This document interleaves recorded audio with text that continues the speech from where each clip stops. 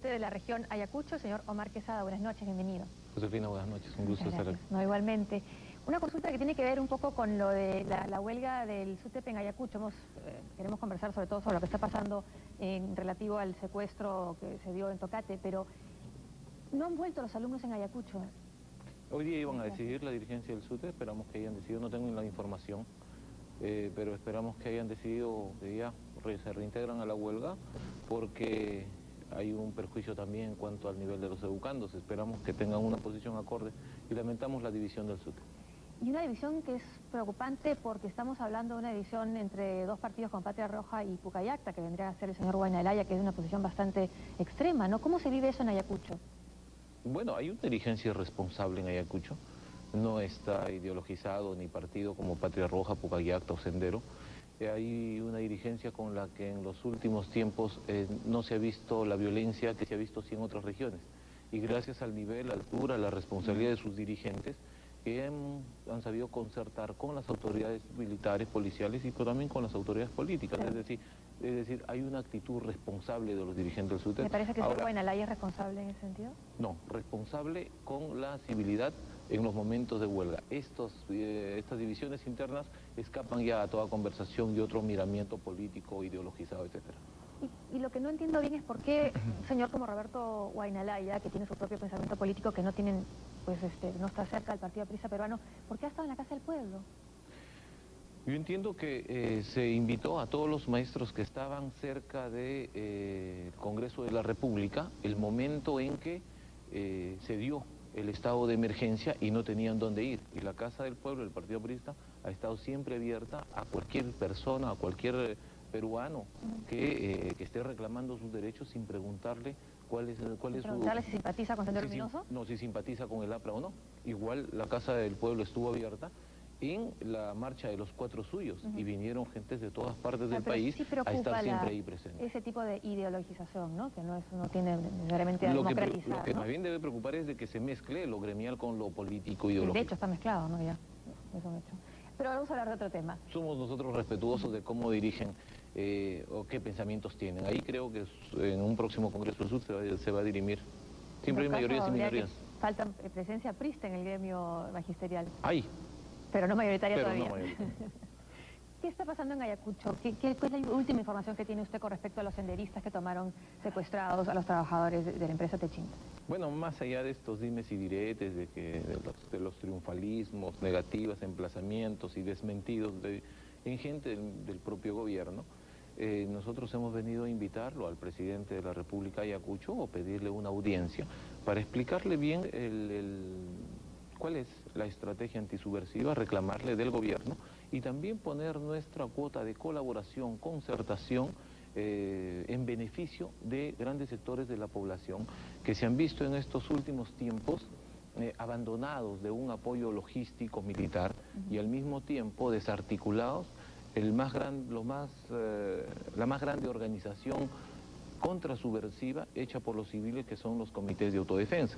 En consecuencia, la política antisubversiva no es solamente para derrotar a Sendero en el campo militar, sino en el campo político y también en el campo social. Es decir, si no le damos los instrumentos necesarios a Ayacucho, que es el lugar donde se inició el terrorismo, pero al mismo tiempo donde se inició la pacificación y la lucha antisubversiva, entonces todo lo que querramos poder construir como gobernabilidad, democracia, etcétera, etcétera, entonces no es nada, porque la pacificación es la única forma de nosotros poder garantizar nuestro propio desarrollo. Se habla de eso, ¿no? De derrotar a Sendero Luminoso en el plano político. Hace algunos años se criticó mucho al expresidente Alan García porque dijo que ellos tenían mística, los senderistas, y que a una mística, también han dicho otros apristas, hay que combatirla con mística también, la mística de un partido político. El APRA está tratando de predicar su doctrina en esa zona donde está Sendero Luminoso todavía. Bueno, cuando muchas personas creyeron de que el APRA nunca iba a ganar en Ayacucho, era justamente porque era un lugar donde se dijo que el faro de la Revolución Mundial abarcaba y tenía grandes sectores de población que ayudaban a Sendero Luminoso. Pues Sendero Luminoso fue un grupo pequeño que asesinaba, fueron acusados de genocidio, que enfrentó al pobre con el pobre, al campesino con el campesino, que no tuvo mayor predicamento en cuanto a votación electoral, era un grupo pequeño, pero que sí, en algún momento al inicio tuvo resonancia popular porque era un discurso... Y captó jóvenes, ¿no? Y captó muchos jóvenes. Sin embargo, que el APRA haya ganado en Ayacucho con un discurso en el que nosotros pedimos de que no haya politiquería, en el caso, por ejemplo, de la Comisión de la Verdad, que no haya revanchismo, que haya... Entre todos nos podemos nosotros perdonar las culpas, asumir Pero como un investigando, partido... por ejemplo, lo que hay que investigar, el caso de los penales, por ejemplo, ¿eso es revanchismo? Que se investigue todo, ¿me entiendes? Que se investigue todo, pero sí cada vez que se toca el tema de los penales, el señor Quesada del APRA empieza a atacar por otros flancos a la oposición, a quien lo hace, ¿no? Pero ¿qué podemos pensar si sale un sacerdote que está en Ayacucho? Y a mí me preocupa que como ayacuchano puede decir, por ejemplo, que hay un audio donde dicen de que Alan García está dando las órdenes e inmediatamente lo desmiente la Comisión de la Verdad. ¿Usted ha hablado con Monseñor Antunes de Mayolo? No, no ha hablado. Está hace tiempo fuera de Ayacucho, entonces no sé por qué lo ponen como arzobispo de Ayacucho. Vamos a una pausa y volvemos.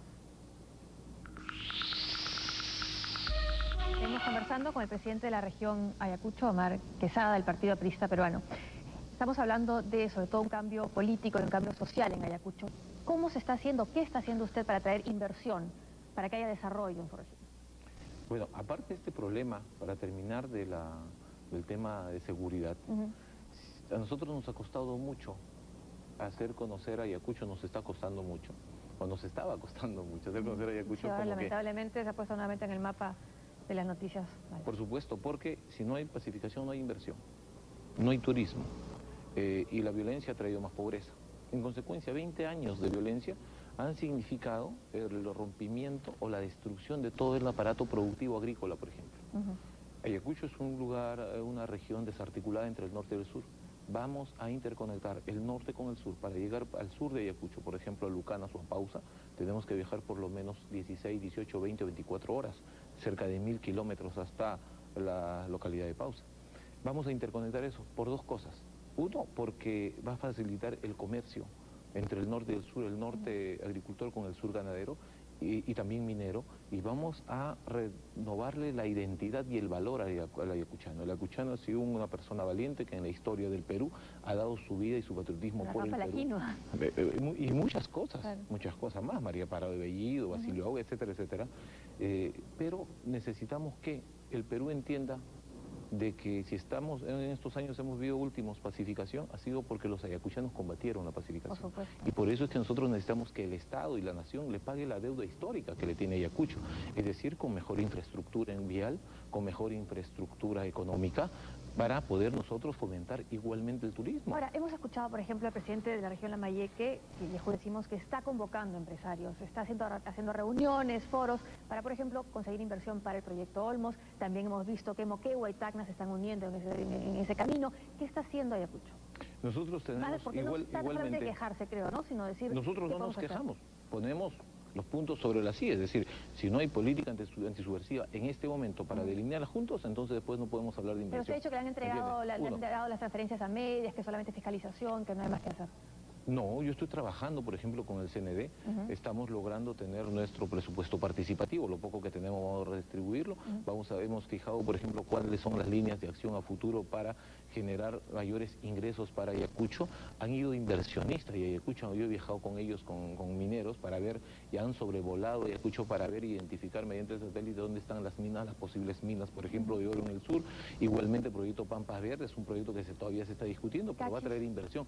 Cachi va a pasar al gobierno regional, donde Ayacucho va a poder ver, en la medida que creen sus autoridades, que crea que no solamente hacen demagogia, sino principalmente el Estado que han conocido, burocrático, corrupto y nada transparente. Entonces, en la medida que eso cambie, que se le dé la importancia a la juventud, a la mujer, que son más del 31% de las madres que son las que conducen sus familias en Ayacucho por la época de la violencia, entonces vamos a poder articular todas las posibilidades económicas que tiene Ayacucho.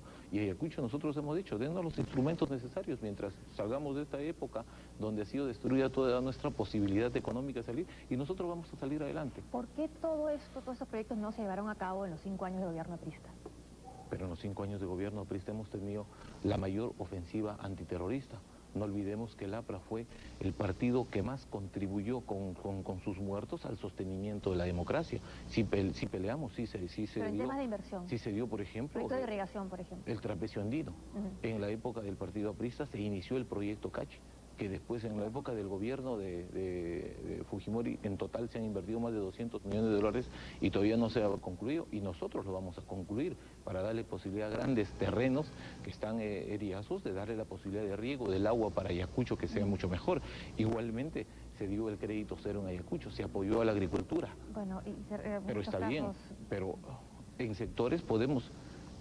Han dicho los neoliberales, por ejemplo, de que no se subsidie a la agricultura. Y los países más poderosos son los que han subsidiado. Claro que sí, pero el problema es que toda esa época, todo lo que se pudiera hacer fue destrozado por la hiperinflación. Entonces eso también evidentemente creó más pobreza, ¿no? Entonces es difícil, pues, ¿no? Claro, estamos volviendo a épocas anteriores y hay mil razones. Claro, porque Ayacucho está marcado por todo eso, para explicarlo uno y para explicarlo otro también, porque era un momento de la ola neoliberal que finalmente fracasó. En consecuencia, sí pusimos y sí se hizo y sí se tuvo la voluntad de trabajar. Además, el terrorismo en esa época destruyó por lo menos toda la infraestructura productiva y al mismo tiempo no había inversión, claro, no se le combatió y también cuánto destruyó, cuántos miles de millones perdió el Perú por combatir el terrorismo.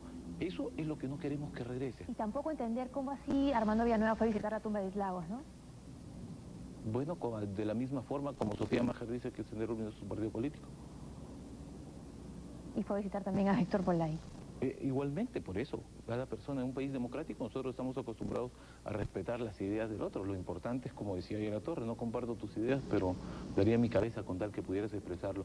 Y nadie va a poderle negar los méritos al partido aprista de haber combatido siempre las dictaduras, de haber combatido con las armas legales de la democracia y con los derechos humanos en tiempos cuando no se defendían los derechos humanos. Para ir terminando, señor presidente de la región, ¿qué ha significado esto para Ayacucho? Nos preocupa mucho a todo el país, pero para Ayacucho, en el tema de Camisea, por ejemplo.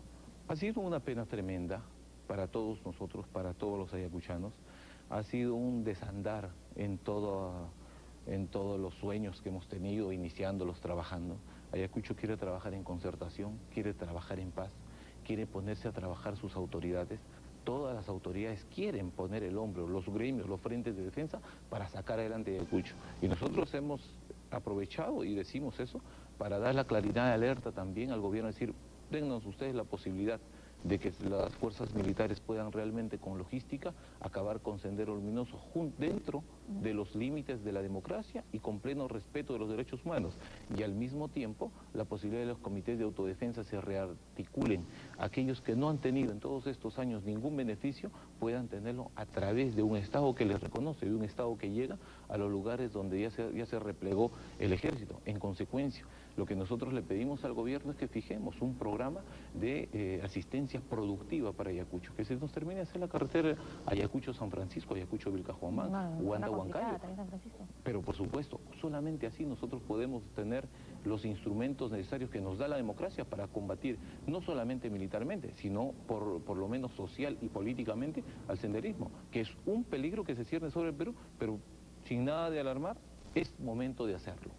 Ayacucho ha vivido en paz hasta este momento, hemos vivido tranquilos, hemos vivido felices en estos momentos, pero necesitamos también volver a creer en la democracia, de que haya transparencia, toma de decisiones y al mismo tiempo entendimiento de que no se divorcie el Estado de la sociedad y las autoridades realmente puedan entender a la población, porque de lo contrario, si antes se luchó con la creencia de que la democracia nos va a traer algún beneficio para elevar nuestro nivel económico, en cambio contra el narcotráfico y contra el terrorismo, ahora que la democracia no le da la posibilidad de mejorar su condición económica, ¿con qué esperanza va a luchar la gente?